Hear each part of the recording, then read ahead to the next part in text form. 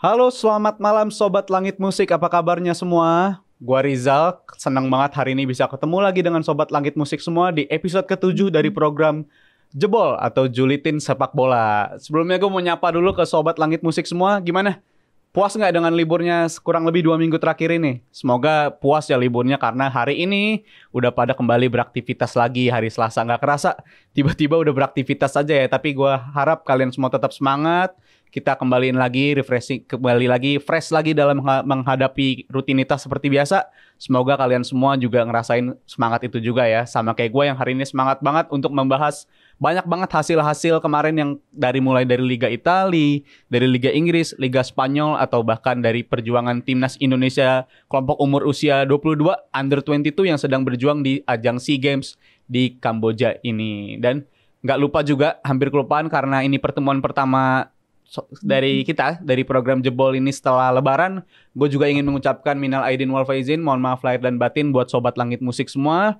So nggak perlu lama-lama lagi, langsung aja kita mulai ke pembahasan yang pertama, yang akan gue mulai dari pembahasan soal Serie A atau Liga Italia, di mana pesta juara Napoli harus ketunda dulu nih, karena mereka hanya berhasil meraih seri melawan Salernitana yang sebenarnya kalau mereka menang itu udah Scudetto udah di tangan lah. Ini bakal jadi gelar pertama mereka selama kurang lebih 30 tahun lebih ya. Mereka menanti gelar ini yang udah lama banget ini dinanti-nantikan sama publik Naples, yang mana ini bukannya gagal juara, tapi lebih ke arah ketunda juara aja sih. Jadi gue nggak ngeliat ini sebagai sebuah petaka besar banget bagi Napoli, karena mereka seri pun ini gap antara dia dengan Lazio, pesaing terdekatnya itu masih 18 poin. Which means lu kayaknya nggak bakal kesalip deh, karena ini secara matematis pun masih mungkin ya, karena poin maksimal dari Lazio pun juga maksimalnya itu 18 poin, dapetin 18 poin, sedangkan gapnya juga udah 18 poin. Jadi seandainya Lazio ngejar pun bisa menang 6 game beruntun dan Napoli kalah 6 game beruntun, tetap aja Napoli juga yang juara. Kayak yang gue bilang di Jebol episode 3 atau 1 deh, bahkan yang gue bilang mau Napoli kalah sampai selesai pun ini juga akhirnya bakal keluar jadi juara juga, karena gue hanya nggak bisa ngeliat gimana caranya mereka bisa kehilangan gelar di musim ini gitu. Jadi kalau dari soal Napolinya, ini sebuah pembelajaran besar banget bagi semua tim, di mana kalau lu ingin menjadi juara, lu nggak bisa bergantung pada hasil tim lain. Terbukti, ini Lazio-nya udah kepleset. Ini udah menguntungkan banget bagi lu. Apalagi Napoli kan mainnya digeser ya. Yang tadinya Sabtu, tapi digeser jadi Minggu karena satu dan lain hal.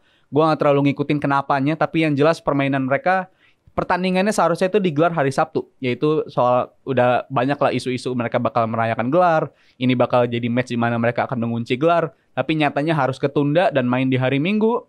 Yang mana gue rasa seharusnya dia ini jadi momentum, karena butuh menang aja, karena nggak perlu berharap sama hasil Lazio pun, mereka kalau menang pun juga bakal jadi juara. Tapi nyatanya Lazio-nya udah hilang poin, terus juga Napolinya ternyata ikut-ikutan hilang poin. Jadi itu pembelajaran berharga, dimana kalau lu ingin jadi juara, lu fokus sama hasil permainan lu sendiri, lu fokus sama hasil pertandingan lu sendiri, karena nggak ada yang bisa nentuin tim lain lu juara atau enggak selain tim lu. Apalagi Napoli kan musim ini salah satu, gue bilang, tim yang mainnya paling menghibur lah, sangat-sangat progresif, mainnya sangat-sangat atraktif. Ya kurang beruntung juga mereka di Liga Champions karena lawannya AC Milan. Jadi dia disingkirkan oleh AC Milan ya di babak quarter final Champions League kemarin. Tapi dari segi liga nggak ada tim lain yang mendekati level Napoli musim ini, dan itu terbukti di mana pemain-pemainnya pun gue bilang kayaknya bakal laku juga nih di summer transfer window nanti, karena banyak isu juga kalau pemain-pemain yang dilirik sama tim-tim lain semacam Osimhen, abis itu Kvaratskhelia, abis itu ada Kim Min-jae. Ini juga pemain-pemain yang pada dilirik sama tim-tim besar. Tapi gue hanya nggak bisa ngeliat tiga-tiganya ini, tiga pilar utamanya ini Napoli ini dari Kim Min-jae, baik itu Kvaratskhelia maupun Osimhen, ini tiga-tiganya cabut di satu transfer window yang sama. Gue hanya nggak bisa ngeliat itu. Jadi mungkin di antara tiga ini ada satu yang cabut. Dan gue sih memprediksi, yang gue prediksi bakal cabut duluan adalah Osimhen. Karena dari kebutuhan pasar, dalam artian banyak banget tim-tim yang lagi butuh striker nih. Seperti gue sebut aja macam Chelsea, walaupun strikernya udah numpuk, tapi kan nggak ada yang berhasil. Yaitu bad luck buat Chelsea lah. Jadi Chelsea juga membutuhkan seorang striker, Manchester United butuh seorang striker, bahkan dirumorkan juga Arsenal butuh seorang striker. Tapi yang paling besar rumornya justru Osimhen ini diincar banget sama Bayern Munchen. Ya seperti yang gue bilang, banyak tim yang sedang meraba-raba pasar karena membutuhkan seorang striker. Dan gue bilang, Osimhen ini profil yang tepat karena dari segi usia, dari segi kualitas skill yang dia milikin, ini pemain ya monster lah. Ini layak banget dihargai 80 sampai 100 juta pounds, dan kalau dia emang diambil sama Munchen dengan tim yang begitu banyak gudang sejarahnya, tim yang selalu bermain di level papan atas di liga, dan juga tim yang selalu dijagokan untuk jadi kandidat juara, gua rasa make sense aja kalau Osimhen akhirnya memilih untuk pindah ke Bayern Munchen. Dan kalau dari segi kemampuan transfer, gue bilang juga Munchen memiliki kesanggupan untuk bisa merekrut seorang Osimhen. Jadi untuk Napoli akan jadi sangat sulit lah bagi mereka, karena musim ini juara 100%. Tapi apabila mereka ingin mempertahankan gelar, itu yang jadi pertanyaan. Karena sangat sulit apabila lu ingin menjadi juara, tapi pemain-pemain pilar utama lo itu bakal direkrutin, bakal diincar sama tim-tim lain. Jadi itu menjadi tantangan tersendiri bagi Napoli. Tapi dari segi kualitas tim, dari segi rekrutmen, dari segi klub direktur, ini gue acungi jempol lah buat Napoli. Karena semuanya itu spot on, semua yang mereka lakuin itu benar. Semua pemain yang dia rekrut itu ternyata terbukti sesuai sama kapasitasnya, bahkan melampaui ekspektasi banyak orang, melampaui ekspektasi kualitas yang diharapkan gitu. Karena unik juga, Napoli ini sebenarnya pembelian pemain itu berdasarkan pendekatan data juga, by data, dan ini keputusan yang sangat brilian. Karena jarang kan, sebenarnya gue jarang lihat ada tim-tim Italia yang melakukan pendekatan beli pemain itu pakai pendekatan data. Tapi ini dibuktikan oleh Napoli, di mana mereka rela ngelepas pemain-pemain veterannya atau senior-seniornya macam Insigne, habis itu Dries Mertens, semuanya rela dilepas untuk melakukan penyegaran, refreshing squad, dan itu dibayar dengan kesuksesan. Dan gue harap Napoli 2 tahun sampai 3 tahun ke depan bisa mempertahankan level kayak begini.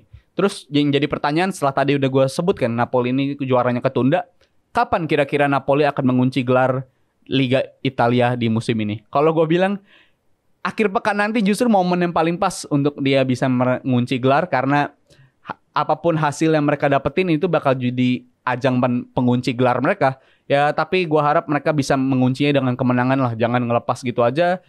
Toh kalau lu bisa ngunci gelar dari pekan 33, baru deh ke depannya kan lu bisa mencoba-coba taktik yang lain, atau juga lu ngasih kesempatan ke pemain-pemain muda. Itu jauh lebih mungkin bagi Napoli kan, daripada mainnya sekarang setengah hati, banyak ngelepasnya, banyak main yang gak kayak levelnya, kualitasnya gak seperti sebelum-sebelumnya lah.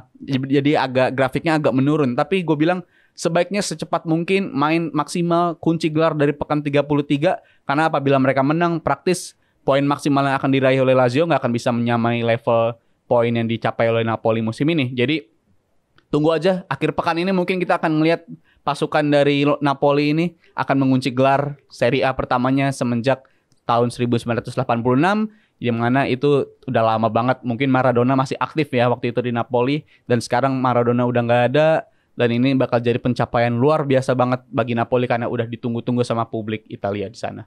Lanjut ke pembahasan tim Italia yang lain, yang mana tim ini juga gagal meraih kemenangan, tapi yang surprisingly tiba-tiba dia ada di peringkat 3 nih.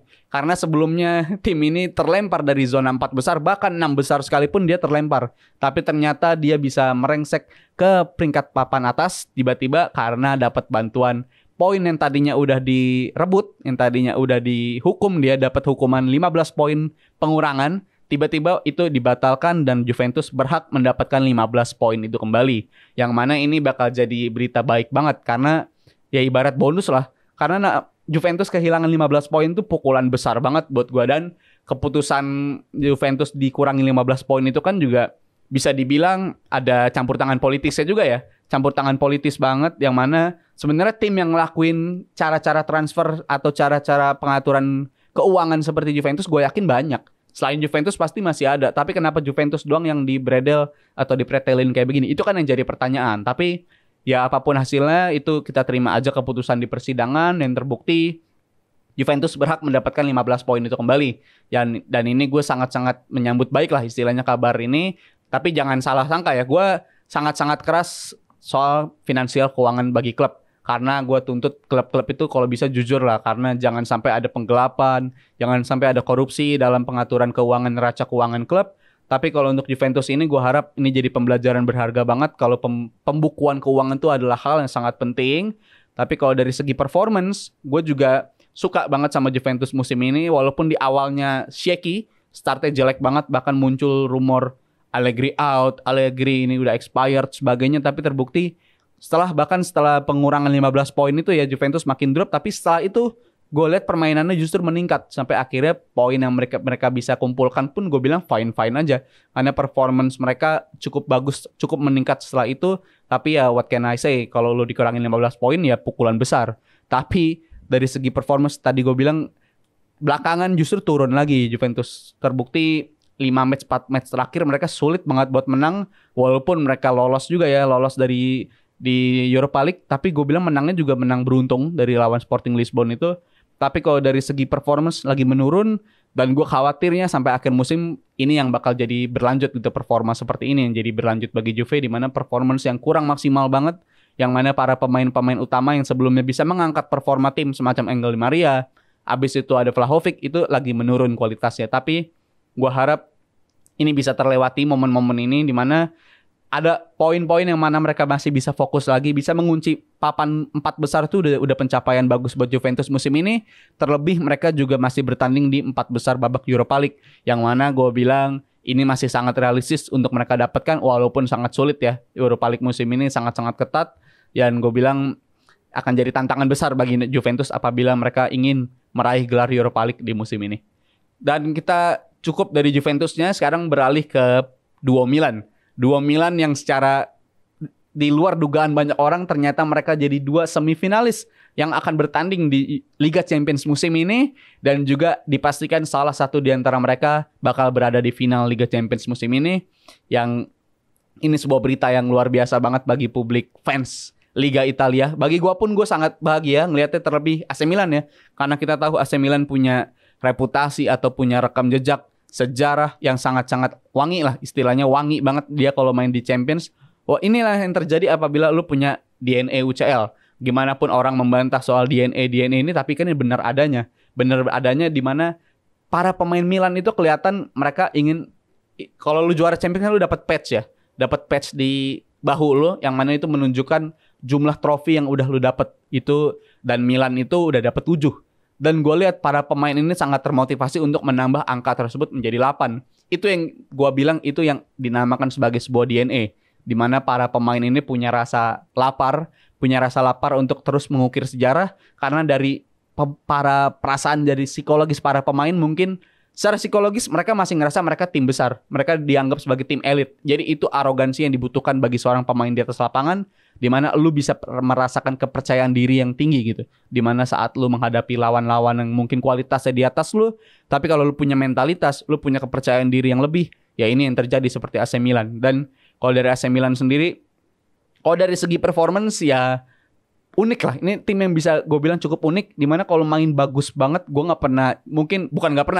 gue jarang lihat mereka main bagus banget, tapi mereka tahu gimana cara menang. Ini jadi mimpi buruk lah bagi tim-tim yang lawan AC Milan, karena Milan ini mainnya selalu begitu. Apalagi Rafael Leao, gue lihat belakangan performanya meningkat banget lah, bahkan jauh lebih meningkat ketimbang musim lalu ketika dia mengantarkan Milan ke juara Scudetto Liga Italia. Tapi kalau di musim ini gue ngeliat ada another level dari seorang Leao, dan juga dari segi taktik sangat-sangat adaptif ya AC Milan musim ini, di mana mereka bisa menghukum tim manapun yang mainnya dengan high defensive line. Mereka juga bisa menghukum tim manapun yang bermain ceroboh. Apabila lu nggak bisa mematikan seorang Leao, lu bakal dihukum gitu. Apalagi mereka juga punya striker sekaliber Olivier Giroud, yang gue bilang ini salah satu striker paling underrated sepanjang sejarah sepak bola. Ini striker paling underrated, seorang Olivier Giroud ini. Terbukti dia sangat-sangat ini pemain ngeri sih. Van Dijk pun, seorang Virgil van Dijk mengakui striker yang paling sulit untuk dilawan bagi seorang Virgil van Dijk adalah Olivier Giroud. Karena dari segi positioning, dari segi mantulin bola untuk menguntungkan pemain-pemain sayap di sebelahnya, ini Giroud sangat-sangat brilian dalam melakukan tugasnya. Dan itu gue bisa bilang alasan kenapa Milan bisa sampai di titik ini sekarang, ya karena ada Olivier Giroud dan Rafael Leao ini, yang gue bilang chemistry-nya ada sih mereka kedua ini. Tapi kemarin mereka hanya mendapatkan 1 poin, which is gue bilang a good point, sebenarnya a good point. Dari kandang AS Roma, ini juga pertandingan yang sangat-sangat sulit karena lu menghadapi seorang anak asuhnya Jose Mourinho ya. Sangat-sangat sulit, tapi dapat 1 poin pun gue bilang juga cukup fine lah. Karena persaingan di 4 besar di Liga Italia itu sangat-sangat ketat. Dan kepleset satu kali aja lu bisa terlempar dari zona 4 besar. Jadi beruntunglah lu dapat 1 poin karena mayoritas mungkin lu bisa dapat yang lebih buruk dari itu gitu. Lu bisa aja kalah kan dari kandang AS Roma di Olimpico itu hanya pulang dengan 0 poin. Tapi dengan lu bisa pulang dengan 1 poin kan itu sebuah good point lah. Jadi poin yang didapatkan dari kandang Roma itu gue bilang nggak sia-sia. Itu bisa berguna di akhir musim atau bahkan bisa juga mengantarkan Milan finish di zona 4 besar walaupun persaingannya sangat-sangat ketat. Tapi ya mungkin AC Milan mau coba jalur yang lebih sulit, nggak mau nyoba jalur Serie A tapi fokus lewat jalur UCL, via jalur UCL. Karena kalau juara dapat dipastikan lu dapat 1 tiket untuk bertanding di Liga UCL musim depan. Dan kalau Milan mau coba pakai jalur itu ya sah-sah aja karena mereka punya sejarah yang bagus juga kok. Jadi tapi berat lah kalau soal realistis apa enggak ya jelas nggak realistis gue tahu. Tapi apabila mereka ingin nyoba hal itu, mereka ingin tampil all out di game itu, who knows? Kita tahu Milan punya sejarah yang panjang di Liga Champions dan mungkin aja tahun ini bisa jadi tahun mereka untuk mengukir sejarah lagi. Dan kita pindah ke tetangganya. Tetangganya ada Inter Milan yang gue jujur pas nonton matchnya lawan Lazio cukup kaget ya. Cukup kaget dimana gue nggak ngerti kenapa tiba-tiba matchnya ini berubah begitu cepat gitu alurnya. Yang tadinya gue kira ini bakal jadi one of those days dimana Inter sering banget kalah di match-match kayak gini dimana mereka ketinggalan 1-0. Abis itu sampai menit 70-an itu kayaknya gue nggak ngeliat Inter bisa mengembalikan keadaan. Tapi setelah menit 75 ke atas justru Inter bisa menyamakan kedudukan. Dan setelah itu ibaratnya ini dapat angin kedua lah. Inter ini tiba-tiba semua peluang yang mereka ciptakan bisa menjadi gol. Dan itu cerita yang sebenarnya cukup unik. Karena Inter musim ini pun juga kesulitan untuk mencetak gol. Tapi kemarin gue ngeliat dari segi fullback yang selalu jadi andalan di Inter, yaitu dari Gosens ya. Gosens sejak dia didatangkan ke Inter, gue nggak melihat dia tampil sesuai kapasitas dia lah. Dimana dia di Jerman di Euro 2021 sempat main oke, main bagus. Dan juga di Atalanta juga atribut terkuat dia dari segi itu ya. Dari segi kualitas timing lari dia ke kotak penalti itu selalu dibutuhkan. Dan juga dari segi olah bolanya juga sangat dibutuhkan bagi tim-tim macam Inter yang sangat rely on fullbacks gitu, on wingbacks. Dimana seorang Gosens ini jagonya lah, gue paling suka mungkin bisa dibilang 2 tahun 3 tahun terakhir wingback yang paling gue suka gue lihat itu antara Hakimi, abis itu ada seorang Reece James kalau dia lagi mainin sebagai fullback dan salah satunya Gosens. Sebegitu tinggi gue rate tinggi seorang Gosens ini karena gue suka cara mainnya, dia punya insting mencetak gol yang oke, tapi itu sempat nggak kelihatan di Inter Milan. Tapi kemarin di lawan Lazio dia menunjukkan kalau dia masih punya insting untuk mencetak gol tersebut. Timing dia lari itu bagus banget. Dan juga dari segi permainan pun dia juga cukup komplit lah kemarin gue bilang. Dan juga gak lupa dari segi soal Lautaro Martinez yang memborong 2 gol. Yang ini gak lepas juga dari gue bilang para striker dari striker Inter ini udah mulai bisa nemu cara untuk mencetak gol. Setelah sebelumnya pada lupa cara golin. Biar sebutin aja Lautaro, Edin Dzeko, abis itu Lukaku kan kelihatannya kayak pada lupa cara golin kan. Tapi belakangan semenjak mereka tembus dari 16 besar UCL, mereka bisa tampil di 8 besar. Gue ngeliat kepercayaan diri para pemain ini muncul gitu. Para pemain ini percaya kalau mereka sanggup untuk mencetak gol. Para pemain ini percaya kalau mereka bisa ngelakuin hal yang diinginkan oleh seorang pelatih. Yang terbukti gue bilang musim ini kalau dibilang gagal banget sih enggak. Gue bilang Inter nggak gagal banget. Ya mungkin kalau dari segi kualitas di Liga ya jelas menurun lah. Terseok-seok juga untuk berjuang di zona 4 besar. Tapi lihat di cup-cup lain. Contohnya di Coppa Italia. Mereka udah mengantongi tiket ke final. Dan juga di Liga Champions. Mereka sampai di semifinal loh. Dan Inter bisa gue bilang adalah tim yang di babak grupnya ini grup paling susah. Walaupun di knockouts-nya bisa dibilang dapat lawan yang gampang-gampang. Tapi kalau dari segi perjuangan mereka di fase grup, Inter yang paling sulit gue bilang. Dan mereka bisa keluar dari fase grup tersebut, itu sebuah pencapaian banget. Dan apabila mereka bisa melanjutkan performa lini depan seperti ini, yang mana lini depannya sanggup untuk ngegolin terus, ya bukan gak mungkin Inter bakal at least menggaransi 1 title juara di musim ini. Entah itu Copa del Rey, atau mungkin yang bisa dibilang the impossible one, yaitu the Champions League. Tapi kalau dari segi kolektivitas tim, Inter ini baru ketemu sekarang lah pattern untuk mencetak gol. Tapi kalau dari segi defense, khususnya di Liga Champions, mereka jagonya. Terbukti dari 10 game, mereka 6 kali clean sheets. Dan itu sebuah pencapaian. Karena lini belakang Inter ini ternyata cukup teruji untuk tampil di Liga Champions. Dan 6 clean sheet itu sebagai sebuah bukti kalau mereka bisa tampil di babak knockout itu berkat lini pertahanan mereka yang dibilang solid banget enggak, tapi selalu terhindar dari kebobolan, dan itu sebuah pencapaian buat Inter. Jadi gue bisa membayangkan akan terjadi pertandingan yang sangat seru antara duo Milan ini, bukan cuma di Liga Champions tapi juga persaingan di Liga untuk finish di zona 4 besar. Jadi so that's it dari Liga Italia. Kita langsung aja beralih ke Liga Inggris yang mana ada pembahasan soal title race antara City dan Arsenal, tapi nanti dulu gue ingin simpen itu di pembahasan yang entar-entaran. Karena untuk sekarang gue ingin membahas dulu soal Liverpool yang menang dramatis banget match of the season lawan Spurs. Yang gue berani bilang ini match of the season, walaupun dari segi kualitas ini absurd lah. Gol-golnya gol-gol yang ya match of the season karena golnya terlalu mudah untuk diciptakan. Baik dari segi Liverpoolnya mudah banget untuk membongkar pertahanan Spurs, dan dari segi Spursnya mudah banget untuk ngebobolin Liverpool, karena Liverpool kayak setelah unggul 3-0 udah lupa cara main bola tuh. Mereka nggak mau mainin bolanya, mereka mungkin ada faktor panik juga ya. Paniknya kan juga faktor yang sangat dominan dalam bermain sepak bola. Tapi gue bilang match yang sangat absurd.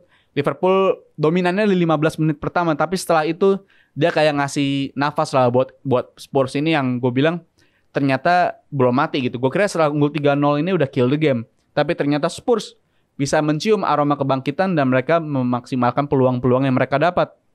Habis itu ini bisa dikatakan masih banyak banget PR lah bagi Liverpool. Tim yang gue dukung ini masih banyak banget PR. Tapi poin plusnya adalah ini lagi-lagi Trent Alexander-Arnold menunjukkan kapasitasnya setelah digeser sebagai inverted fullbacks atau back yang ngisi ke tengah. Ini sebuah revolusi taktik dari seorang Jurgen Klopp ya, yang gue rasa ini menjadi titik balik seorang Trent Alexander-Arnold di musim ini, dimana sebelum dia tampil ke ngisi ke tengah tersebut mainnya jelek banget, dari segi attack juga jelek, dari segi defense pun sering ke expose. Tapi setelah dia tampil di gelandang ini, at least kalau dari segi defense mungkin belum ada perbaikan, tapi kalau dari segi ofensif Liverpool meningkat banget mainnya semenjak Trent ini ngisi ke tengah. Karena Trent ini terbukti udah 5 game assist terus-terusan, total udah 6 assist. 6 assist dari 5 game untuk seorang back, ya pencapaian luar biasa lah. Mungkin kalau gua ngomong 5 assist dari 6 game itu dapatnya dari Kevin De Bruyne, nggak bakal kaget dong orang-orang. Toh standarnya emang segitu kok. Tapi ini seorang Trent Alexander-Arnold, seorang back main ngisi lebih dominan ke tengah sekarang, bisa tampil begitu dominan. Dan ini ya selalu gue bilang, Trent ini generational talent karena nggak banyak back yang bisa ngelakuin ini, nggak banyak back yang bisa dimiliki oleh sebuah tim, back rasa playmaker gitu. Karena jujur aja gue selalu bilang kayak gitu, lu punya Trent ini ibarat lu punya playmaker tapi mainnya di sisi paling jauh gitu, di sisi back kanan, dan itu yang dimiliki oleh Trent karena dia bisa milih opsi passing yang paling tepat. Itu Trent. Dari segi range passing juga range-nya gila banget. Mungkin 40 yards, 50 yards dia nyampe untuk passing segitu. Dan gue menarik sih untuk melihat performa Trent selanjutnya sampai akhir musim, atau mungkin di musim-musim yang akan mendatang dengan role dia sebagai pemain fullbacks yang inverted atau ngisi ke tengah. Karena begitu banyak hal yang bisa dimanfaatkan gitu. Karena golnya tiba-tiba ngalir aja semenjak Trent main di posisi tersebut. Dan yang terpenting adalah semenjak Liverpool main dengan skema ini ya 4-3-3 mungkin udah mulai ditinggalkan ya. Tapi sekarang udah main ke format build up 3-5-2 atau 3-2-5 bahkan. Dan itu bisa jadi perbaikan untuk Liverpool. Tapi ya berat juga lah pasti buat Jurgen Klopp untuk meninggalkan pattern main yang udah dipakai bertahun-tahun. Tapi ya dia sadar dia harus beradaptasi untuk terus bersaing. Dan gue bilang cukup works out ya. Sebuah perubahan revolusi taktik dari Jurgen Klopp ini yang gue bilang, sorry, bukan revolusi dari Jurgen Klopp, tapi Jurgen Klopp mungkin mengcopy taktik-taktik dari tim seperti Arsenal, dari City, yang udah memproklaim taktik seperti ini duluan. Jadi fullbacknya itu ngisi ke tengah gitu. Fullbacknya pada ngisi ke tengah, dan itu praktis timnya main lebih narrow atau lebih rapat.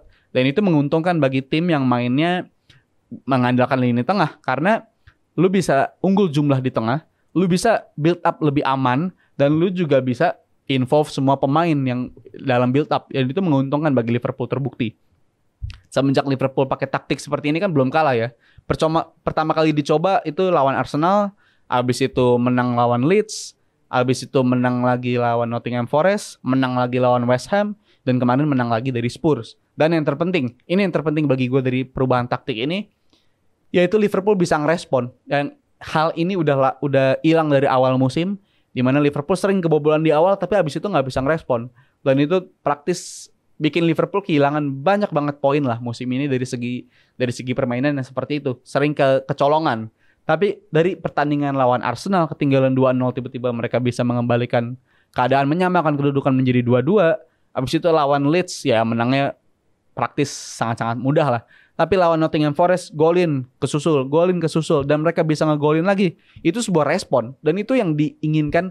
Yang ini adalah identitas timnya Jurgen Klopp banget, dimana lu selalu bisa ngerespon bagaimanapun situasi yang lu hadapin. Ya ini kan timnya Jurgen Klopp. Liverpool sering dikategorikan sebagai tim yang mentality monster lah istilahnya, yang mana mereka nggak pernah menyerah sampai peluit panjang dibunyikan. Dan terbukti Liverpool adalah tim terbanyak yang mencetak gol di atas menit 90. Total udah 41 gol. Lebih banyak dari tim Inggris manapun. Jadi Liverpool punya habit atau punya kebiasaan untuk gol-gol telat seperti ini. Tapi dari segi respon, ya dari 5 match terakhir terbukti lah. Liverpool punya kepercayaan diri untuk melakukan respon balik, untuk menggebuk balik lawannya yang berhasil mencuri gol dari gawang Liverpool. Tapi abis itu yang terpenting adalah gimana lu bisa ngerespon dan lu pastiin gak kebobolan lagi. Dan itu yang bisa dilakukan Liverpool. Setelah mereka ngerespon, mereka bisa mengembalikan keadaan dan mereka bisa mengunci 3 poin. Dan ini kan kembali menghidupkan harapan untuk 4 besar ya. Walaupun Klopp bilang gak mungkin lah kita dapat 4 besar, tapi gue ngelihat itu bukan sebagai kibaran bendera putih, tapi itu sebagai sebuah mind games atau cyborg kepada tim-tim yang sedang berjuang di atasnya. Karena dari segi matematis pun masih bisa dikejar sebenarnya. Walaupun gue akui sulit, tapi masih ada harapan lah. Harapan itu masih ada. Tapi lagi-lagi seperti poin yang gue bilang di awal tadi. Jangan berharap sama hasil tim lain. Karena lu harus menentukan nasib lu sendiri. Dan juga raih poin sebanyak-banyaknya. Dan lihat di akhir nanti finishnya di peringkat berapa. Tapi dari segi Liverpool, tadi gue udah bahas kelebihannya. Sekarang gue ingin membahas soal kekurangannya.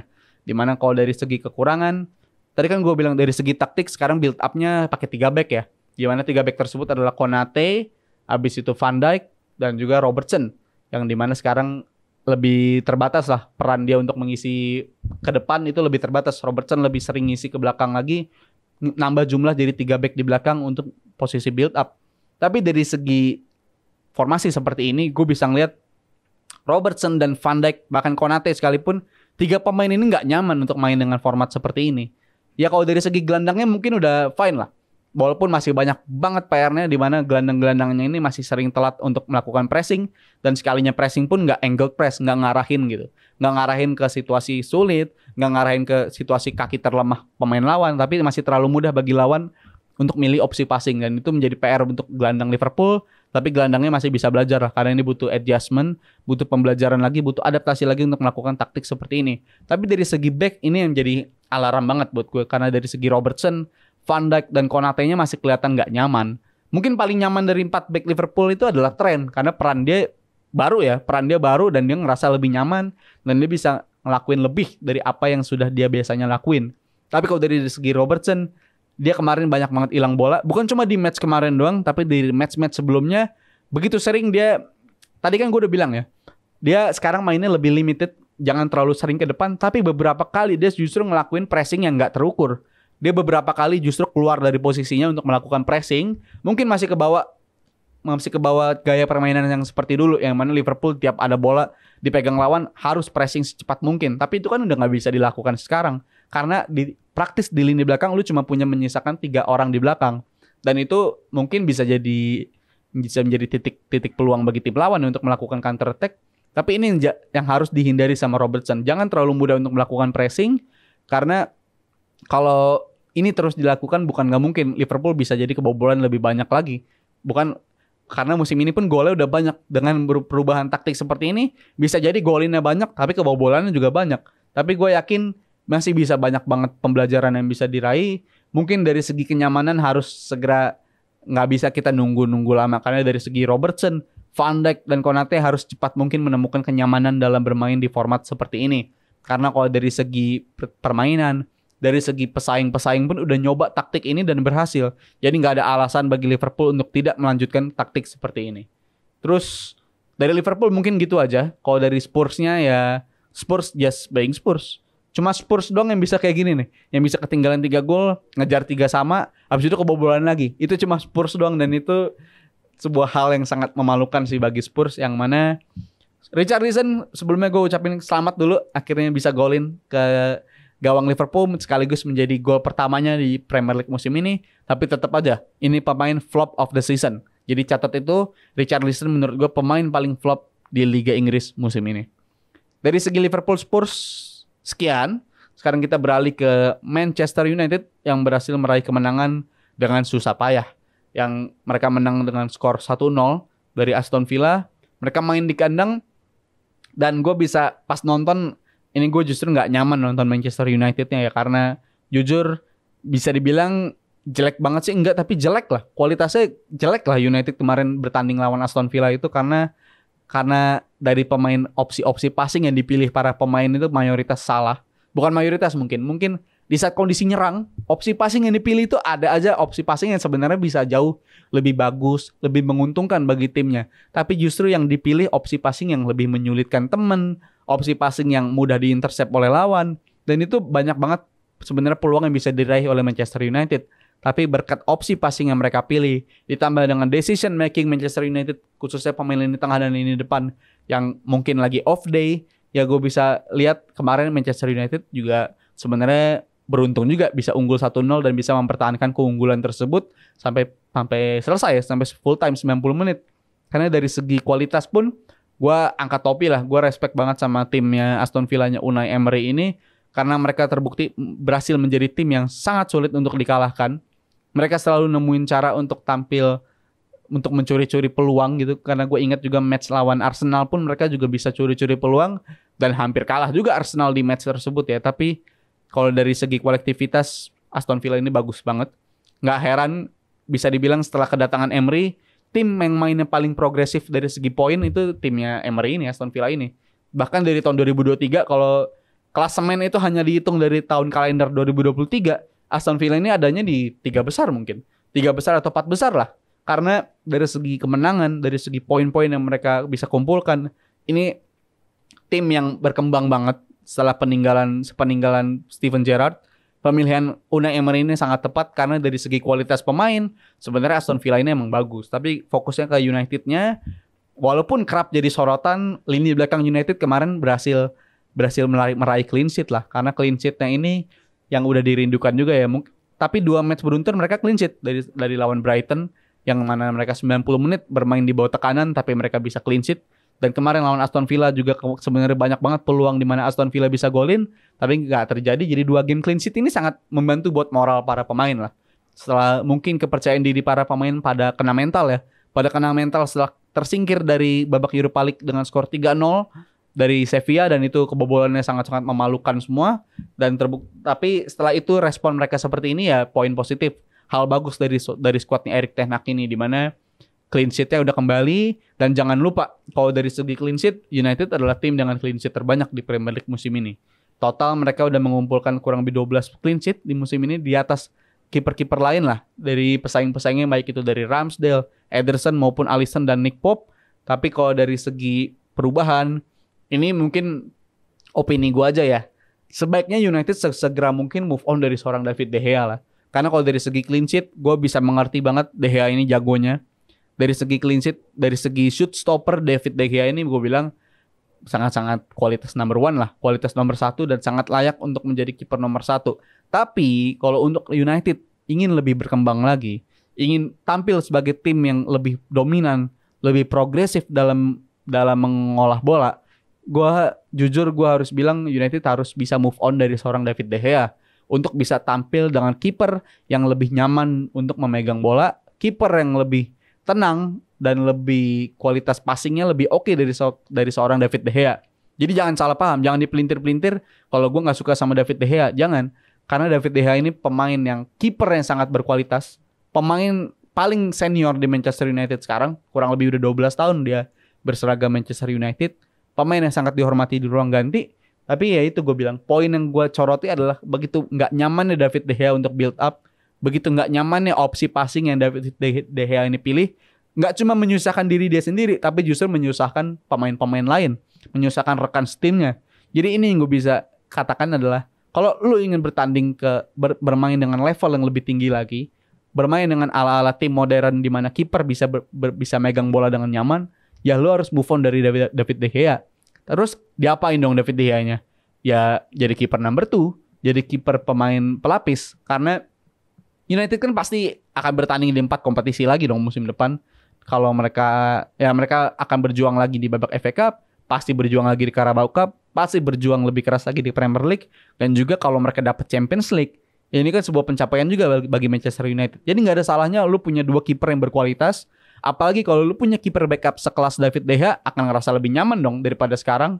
Kalau si De Gea cedera kan pengelapisnya levelnya mungkin dropnya cukup jauh ya, tapi kalau dari segi United bisa dapetin kiper nomor 1, kiper utama yang lebih nyaman untuk megang bola, kiper yang lebih nyaman untuk distribusi bola, mungkin akan meningkat kualitas permainan United. Walaupun United musim ini udah jauh meningkat lah dibandingkan musim lalu. Tapi apabila mereka bisa mendapatkan 1 kiper dengan kualitas distribusi bola yang sangat bagus, ya bisa dibilang revolusioner lah.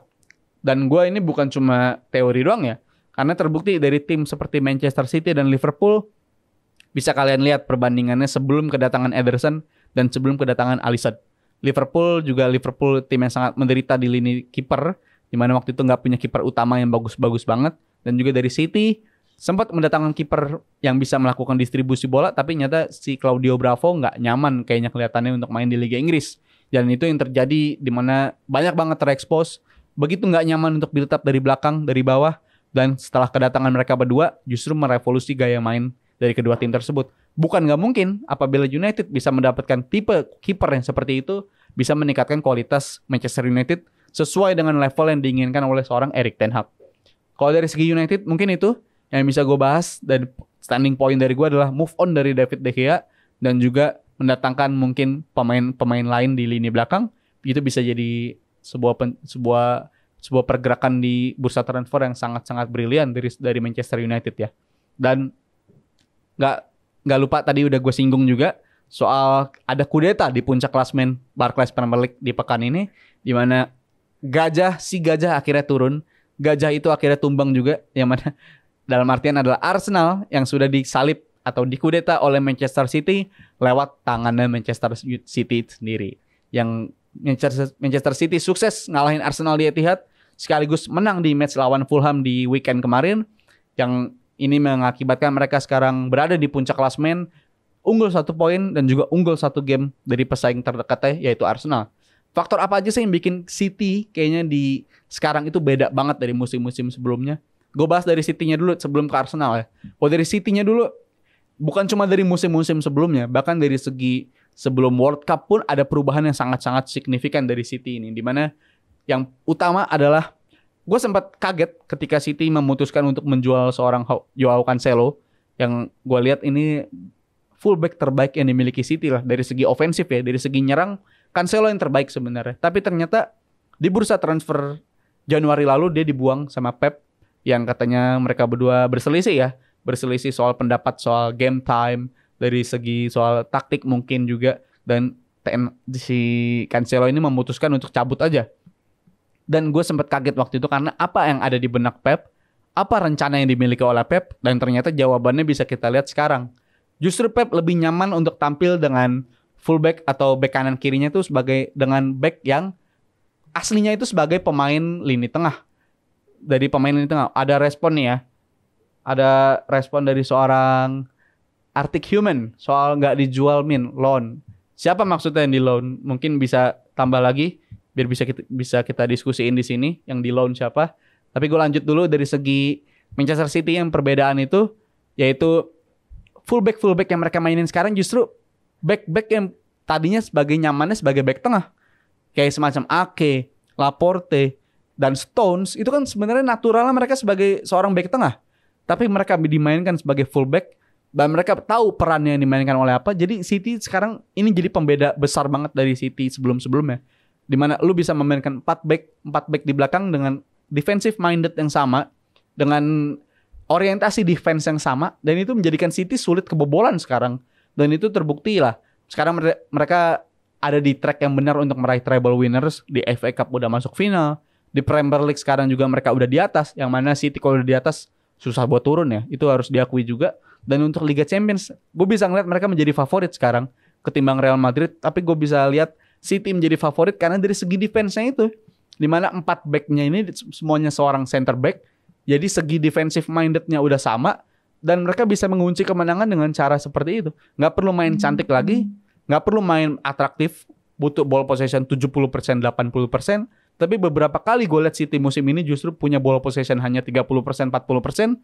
Tapi di hasil akhirnya mereka berhasil menang dan hasilnya 3 poin. Dan itu yang membawa City bisa ada di puncak sekarang. Ya betul banget, jangan jumawa masih ada 10 Real Madrid di Champion. Betul bro, gue akuin sih kalau dari segi kualitas mental Madrid ya gue nggak bisa bilang meremehkan Real Madrid lah. Tapi kalau dari segi mental Madrid ini emang ya raja terakhir mungkin ya, istilah yang paling tepat buat Real Madrid, raja terakhir. Tapi kalau dalam ngomongin Real Madrid, mungkin dari segi psikologi City akan lebih nyaman untuk menghadapi si Madrid ini dalam format 2 leg ketimbang dari 1 leg. Karena kalau udah Madrid udah ada di final, ya 100% gue bilang Madrid bakal menang. 100% Madrid kalau udah ada di final nggak mungkin kalah. Tapi kalau di babak semifinal kayak gini dengan format 2 leg, ya kemungkinan 50-50 lah. Masih ada peluang City juga bisa menang. Dan apalagi pembelajaran City musim lalu ya, tersingkir secara menyakitkan dari Madrid. Ya masa iya sih City mau bermusim-musim kalahnya dengan cara begitu terus? Masa iya sih City nggak belajar dari pengalaman sebelum-sebelumnya? Mereka udah nyampe final kalah, sampai semifinal kalahnya dengan cara kayak gitu di Bernabeu ya musim lalu, leg keduanya di Bernabeu. Masa iya City nggak belajar? Tapi ya gue yakin ini akan jadi match yang sangat seru. Dan gue harap City maupun Madrid bisa melakukan perlawanan yang ekstra lah. Jadi kalau dari segi City-nya gue bilang mereka sangat-sangat revolusioner. Mereka bisa melakukan taktik seperti ini, penyesuaian seperti ini. Dan lu juga harus apresiasi juga seorang Pep Guardiola. Bahkan seorang pelatih dengan kapasitas CV, dengan kapasitas reputasi seperti Guardiola, dia masih mau belajar loh. Dia masih mau belajar untuk ninggalin taktik yang udah ngebawa dia juara di musim-musim sebelumnya. Dan dia ubah untuk taktik di musim sekarang demi mengejar target-target. Contohnya target Liga Champions. Jadi gue salut banget sama Guardiola ini. Bahkan pelatih sekelas dia pun masih mau belajar. Pelatih sekelas dia pun masih mau mencoba hal-hal baru. Dan ini gak bisa lo temuin di pelatih-pelatih lain sebenarnya. Baik itu seperti pelatih lain yang gue suka tuh semacam Arsene Wenger, Jose Mourinho. Abis itu pelatih-pelatih lain lah. Mungkin yang bisa mengantarkan Liga Champions juga Rafael Benitez. Tapi lu juga harus mengakui lah. Pelatih-pelatih semacam Mourinho, Benitez, abis itu Wenger. Kan kelihatan mereka semua ibaratnya apa ya, tergerus oleh waktu. Taktik yang mereka percaya bisa mengantarkan untuk jadi juara, lama-lama ke-expose kan. Terbukti Wenger, ini gue salutnya sama Wenger ya.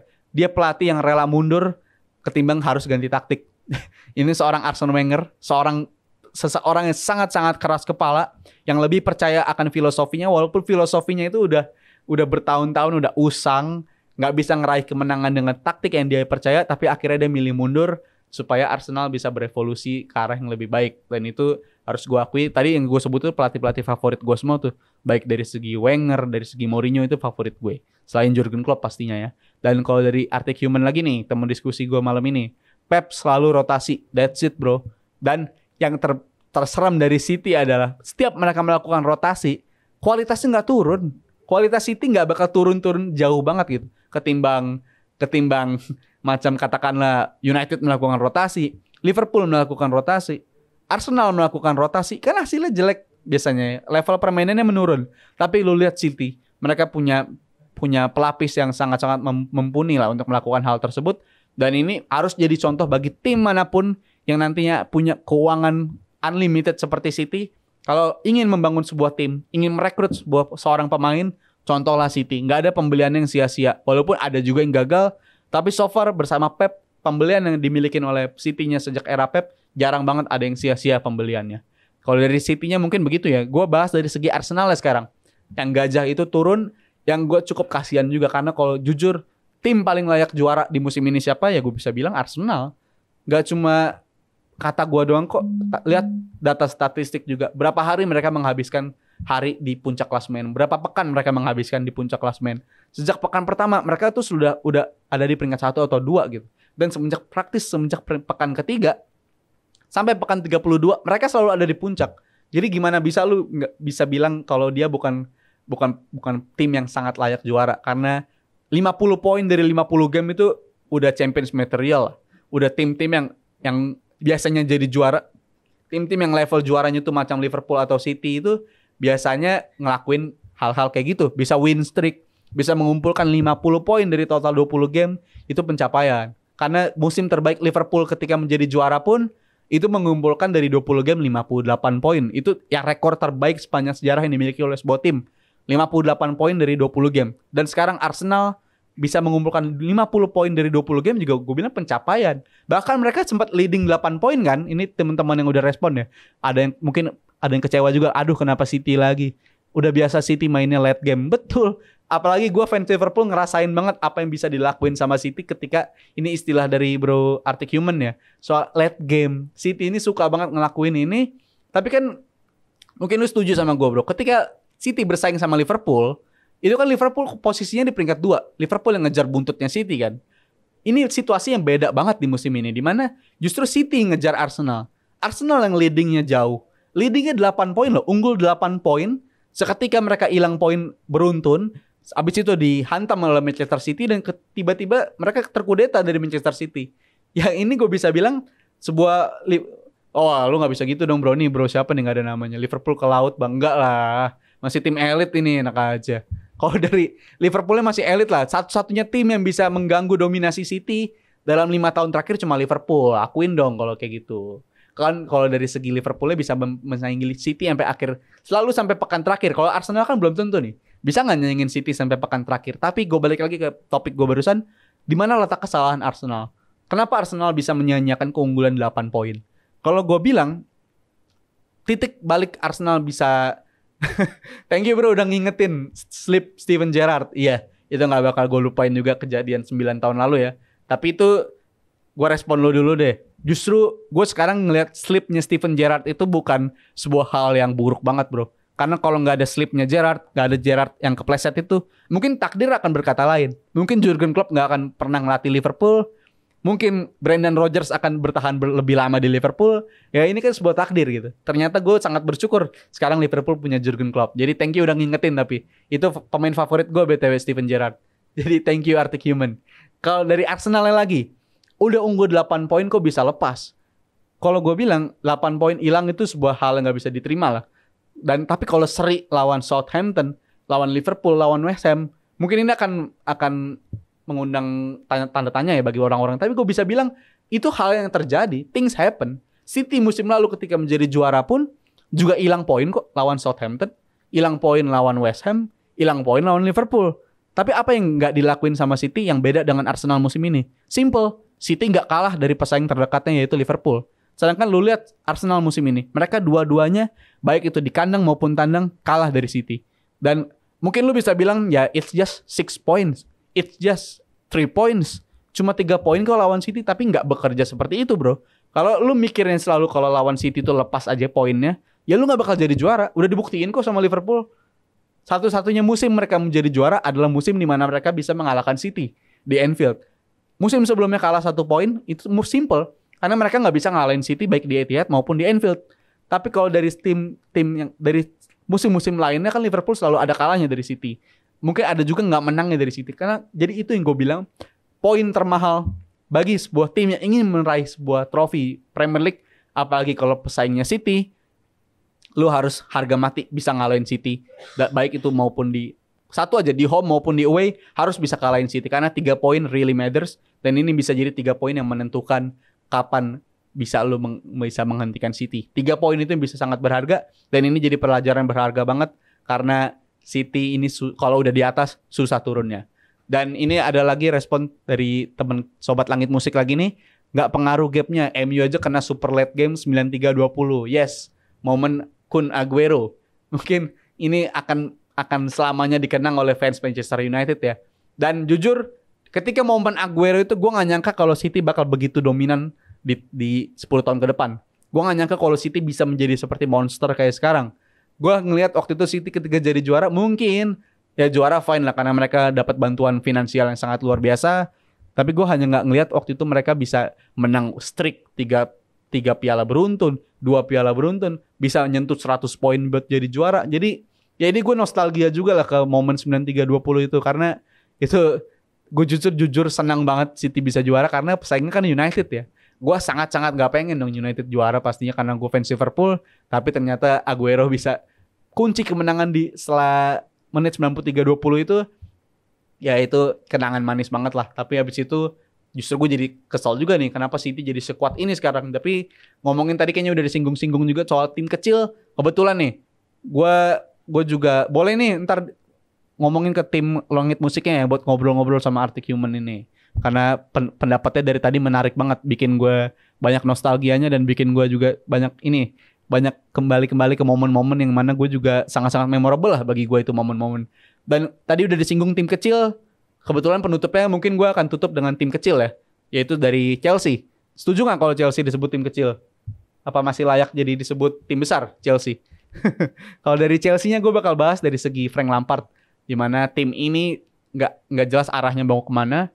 Yang sekarang caretaker job itu kan udah jadi apa ya? Chelsea kan biasanya ngelakuin ini gitu. Mereka menentukan caretaker job untuk mengembalikan moral tim, untuk mengembalikan semangat tim, untuk mengembalikan tim ke jalur yang tepat.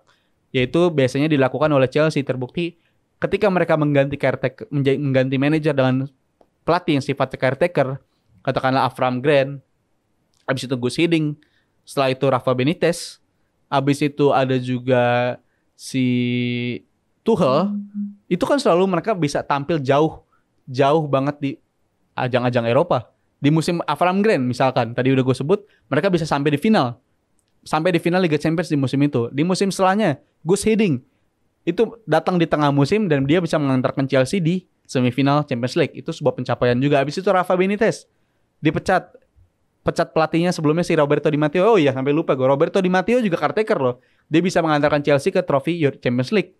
Trofi pertama Chelsea Champions League itu bersama Roberto Di Matteo. Habis itu musim setelahnya Roberto Di Matteo dipecat, datanglah Rafa Benitez sebagai caretaker. Dan dia juga sukses mengantarkan trofi Europa, yaitu Europa League. Habis itu terakhir juga yang ketika Chelsea jadi juara Champions League bersama Thomas Tuchel. Jadi selalu identik Chelsea ketika mengganti pelatihnya di tengah jalan dengan seorang caretaker, biasanya sukses. Tapi nggak terjadi di musim ini ya, karena ya iyalah masa lu ngarepin Lampard bisa nganterin Chelsea sampai juara Champions League, ya kan enggak kan? Karena ini pelatih sangat-sangat buruk. Sangat-sangat win rate-nya sangat rendah. Salah satu pelatih dengan rekor kemenangan terburuk di Liga Inggris, baik itu bersama Everton maupun bersama Chelsea. Dan gue bisa bilang kalau Lampard bersama Chelsea terus-menerus sampai akhir musim, bukan yang bisa mengembalikan Chelsea ke jalan yang benar, tapi justru mengantarkan Chelsea ke jalan yang lebih buruk. Terbukti gak pernah terbayangkan bagi gue kalau Chelsea ini bakal ada di titik ini sekarang. Kalau Chelsea ini bisa sampai ada di papan, ya fair to say ada di papan bawah, bukan papan tengah lagi nih. Karena justru mereka lebih dekat ke dasar klasemen ketimbang ke zona 4 besar ya. Itu sebuah alarm banget bagi Chelsea. Terbukti juga dari segi pengeluaran. Kan Chelsea ini tim paling boros di musim ini ya. Tapi kalau dari segi Chelsea-nya musim ini, ya terbukti juga kok nggak cuma dari segi kualitas pemainnya aja yang menurun banget di atas lapangan. Dari pelatih-pelatih yang dirumorkan akan menunggangi Chelsea, mulai dari Nagelsmann, Enrique, itu yang tadinya difavoritkan untuk datang, bahkan udah interview, tiba-tiba menarik diri. Gue coba positive thinking tadinya, mungkin Enrique maupun si Nagelsmann nggak mau buru-buru untuk terjun ke job Chelsea ini. Tapi setelah gue baca-baca lagi, ya ini Chelsea ini punya owner yang sangat-sangat problematik. Yang gue bisa bilang, kayaknya Chelsea ini punya owner yang nggak paham banget bisnis apa yang sedang mereka tangani gitu. Mereka sedang running a football club. Lu sedang menangani sebuah klub sepak bola. Nggak sama seperti lu menangani tim-tim football di Amerika sana. Beda banget kan dari kultur, dari segi money spend. Dan itu yang jadi pembelajaran banget lah bagi Todd Boehly bersama Chelsea. Dan dari pemilihan pelatih pun juga terbuktilah pelatih-pelatih sekarang banyak yang mundur dari segi persaingan untuk menjadi pelatih Chelsea. Tapi ada harapan satu nama, yaitu seorang Pochettino. Yang harapannya mungkin yang ada di benak Todd Boehly adalah Pochettino punya rekam jejak bagus apabila menangani tim-tim yang banyak diisi oleh pemain muda. Karena banyak banget pemain muda yang diorbitkan oleh Mauricio Pochettino. Mulai dari Harry Kane, Dele Alli, Luke Shaw, Adam Lallana, Dejan Lovren, bahkan dulunya kan sangat-sangat performanya excel bersama si Pochettino. Jadi mungkin itu yang bisa diharapkan oleh seorang Pochettino dan bisa diharapkan juga oleh manajemen Chelsea, karena sekarang banyak banget Chelsea ini diisi oleh pemain-pemain youngster, pemain muda berbakat, pemain muda bertalenta semua, asal ada pelatih yang bisa memanfaatkan, yang bisa memaksimalkan potensi mereka, Chelsea bisa kembali ke jalan yang tepat. Tapi itu prosesnya akan sangat panjang. Jadi yang bisa gue bayangkan bagi seorang pelatih yang akan menunggangi Chelsea adalah dia seharusnya minta jaminan kalau dia akan diberi project jangka panjang. Jangan cuma stop and go project. Kemarin udah dicoba sih project jangka panjang bersama Potter tapi gagal total. Jadi gue harap Chelsea pelatih selanjutnya dikasih kesempatan yang lebih, tapi juga harus deliver sebuah ide yang baru, sebuah inovasi taktik, sebuah permainan yang atraktif, dan supaya kita bisa ngelihat bagaimana Chelsea yang sesungguhnya setelah mereka melakukan investasi yang begitu besar seperti ini. So, menarik banget pembahasan hari ini. Gue tadi ada juga teman-teman diskusi yang mengingatkan gue akan momen-momen di masa lampau. Jadi gue terima kasih banget buat Sobat Langit Musik yang tadi udah join, yang juga udah menemani gue selama kurang lebih 1 jam terakhir ini. Dan lagi-lagi gue ingin bilang selamat beraktivitas kembali buat semua Sobat Langit Musik juga yang udah kembali beraktivitas atau bahkan yang masih ada di kampung. Jangan lama-lama karena sebentar lagi kita udah harus fokus lagi mengembalikan semangat untuk kembali beraktivitas seperti sedia kala. So makasih banget, nggak kerasa ini udah sampai di ujung segmen. Demikian pembahasan dari gue dari Rizal dari pembahasan di Jebol atau Julitin Sepak Bola di episode kali ini. Sampai ketemu di lain kesempatan. Thank you.